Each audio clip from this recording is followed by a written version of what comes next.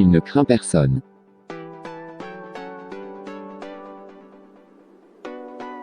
Il n'épargne personne.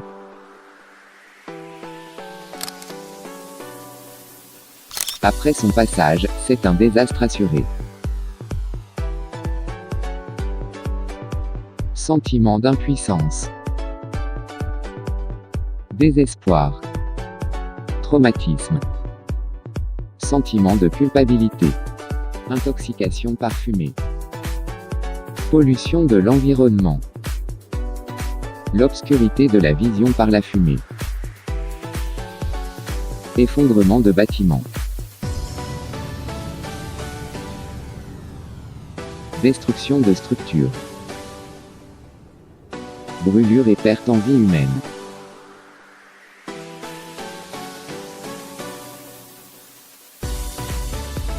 Si on pouvait avoir une certaine maîtrise sur lui. L'utiliser juste dans la cuisson ou le chauffage. Dans le durcissement des outils en bois. La métallurgie. Et la puissance motrice.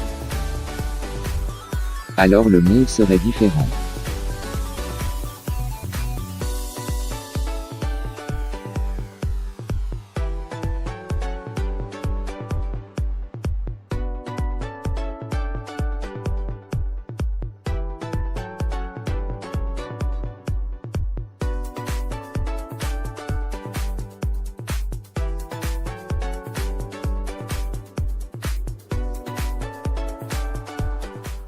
Dans notre précédente vidéo, nous avons parlé de la principale cause des incendies qui est d'origine électrique.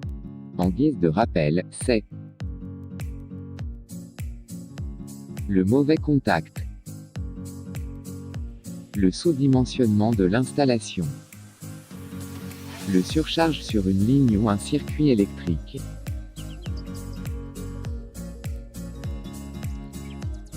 Parlons à présent dans cette vidéo des dispositifs à installer dans son bâtiment pour le protéger contre les incendies et comment assurer la maintenance de ceux-ci. Nous parlerons également de la formation pratique de son personnel ou sa famille sur la prévention des incendies.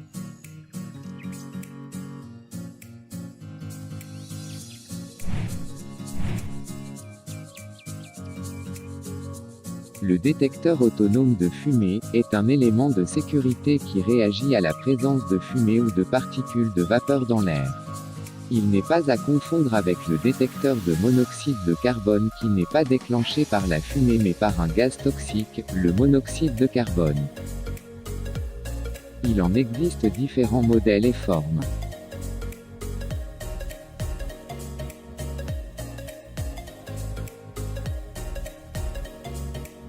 Carte électronique. Les bornes de connexion de la pile. Certains détecteurs sont munis des bornes de connexion au réseau électrique comprenant la phase, le neutre, la mise à terre et une borne de mise en parallèle avec d'autres détecteurs du bâtiment. Dans ce cas, lorsqu'un détecteur sonne, il fait retentir les autres simultanément.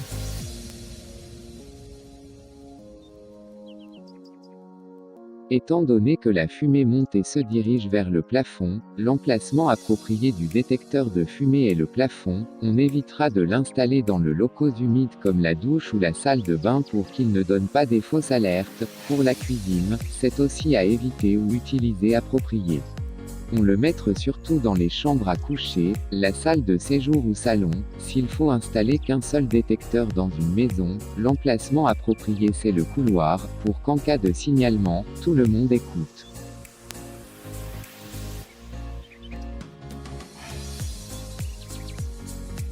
Pour fixer le détecteur de fumée, il faut d'abord l'ouvrir, prendre la partie supérieure qui contient généralement 3 ou 4 trous d'évier, le placer sur la surface du plafond, faire le marquer, le fixer en utilisant directement les vis ou au moyen des chevilles s'il s'agit d'une dalle en béton.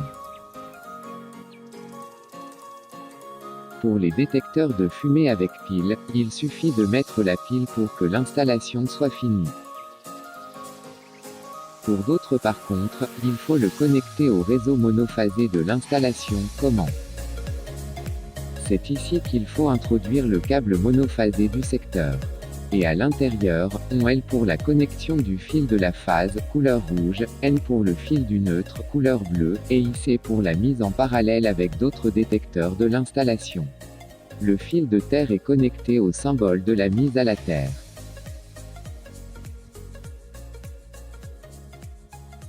Après la connexion hors tension, il suffira de fermer le couvercle du détecteur, remettre l'alimentation et faire le test en appuyant sur le bouton « Test » pendant quelques secondes pour faire sonner le détecteur.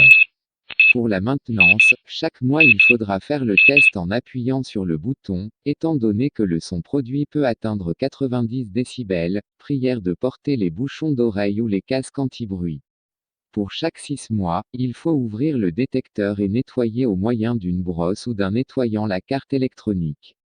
Pour chaque une année, enlever la pile, s'il n'est pas affaibli et faire l'opération prévue pour la maintenance 6 mois.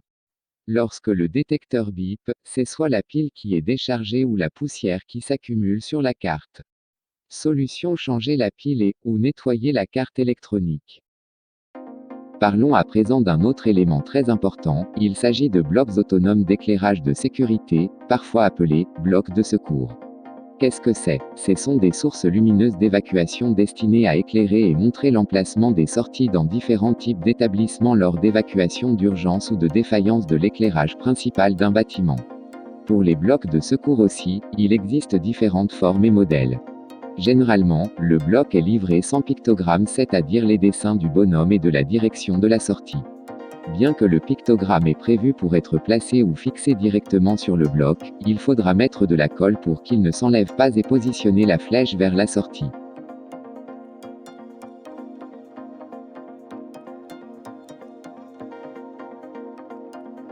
Carte électronique. Batterie. Lampe.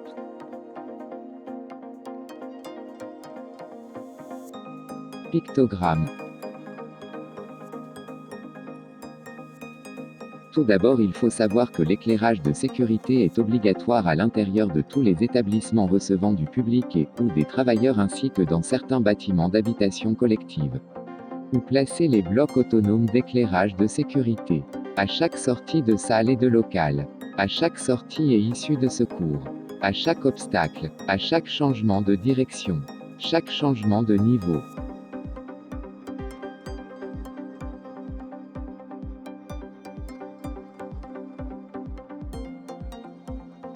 Tout d'abord, il faut l'ouvrir.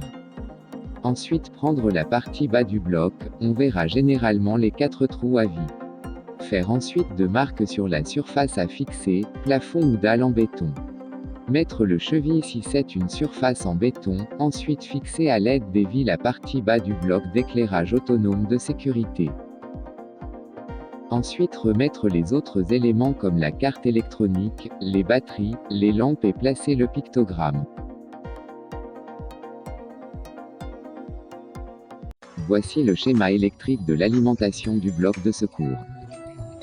Pour la maintenance du bloc d'éclairage autonome de sécurité, chaque mois, il faut prévoir le test de l'autonomie de la batterie.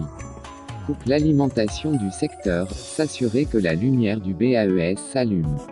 Laissez l'alimentation coupée pendant au moins 1 heure du temps, la batterie devra pouvoir résister et continuer de faire allumer la lampe du bloc.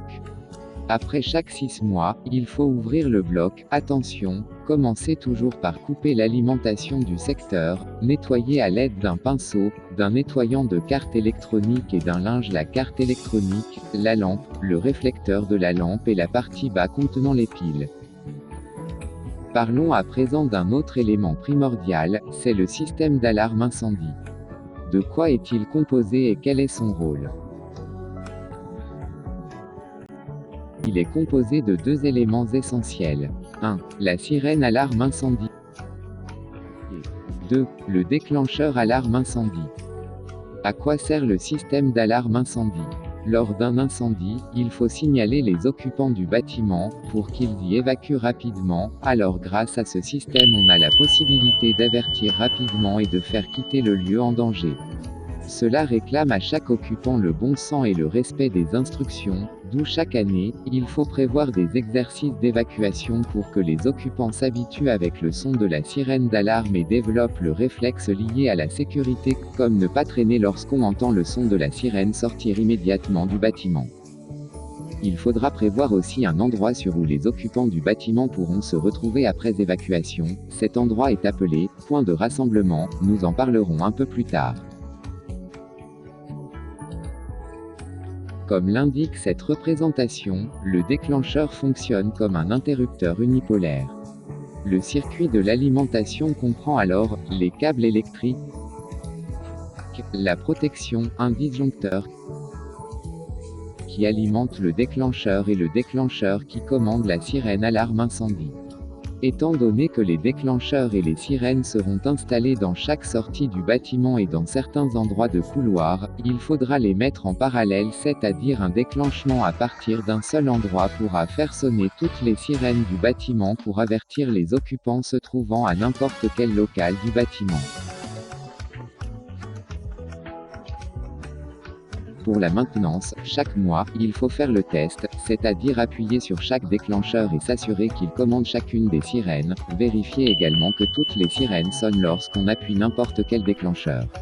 Après chaque 6 mois, il faudra ouvrir chaque déclencheur et sirène, enlever la poussière à l'aide d'un petit pinceau, serrer les vis de contact électrique, nettoyer les cartes électroniques le cas échéant avec les nettoyants des circuits imprimés. L'avant-dernier point que nous aborderons, concerne les extincteurs, sans entrer en détail. Un extincteur est un appareil de lutte contre l'incendie capable de projeter ou de répandre une substance appropriée, appelée agent extincteur, afin d'éteindre un début d'incendie. On distingue les extincteurs exclusivement destinés aux sapeurs-pompiers de ceux destinés au grand public.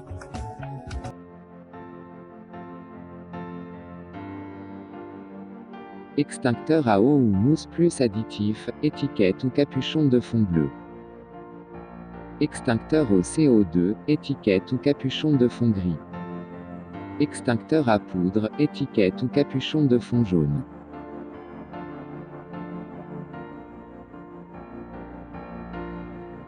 De manière générale, un extincteur est composé d'un cylindre, poignée, tuyau, agent extincteur, étiquette. Pour éteindre le feu, il faut choisir un bon extincteur, c'est-à-dire chaque est destiné à éteindre un certain type de feu. Feu de classe A provenant des bois, tissus, papier, plastique, carton. Choix de l'extincteur. Extincteur à eau plus additif. Ou extincteur à poudre. Feu de classe B, feu provenant des hydrocarbures, solvants, essence, alcool, huile, peinture. Choix de l'extincteur. CO2, ou extincteur à poudre. Feu de classe C, feu provenant de gaz naturel ou manufacturé comme butane, acétylène, propane. Choix de l'extincteur. CO2, ou extincteur à poudre. Il y a aussi le feu de classe D et le feu provenant des équipements électriques.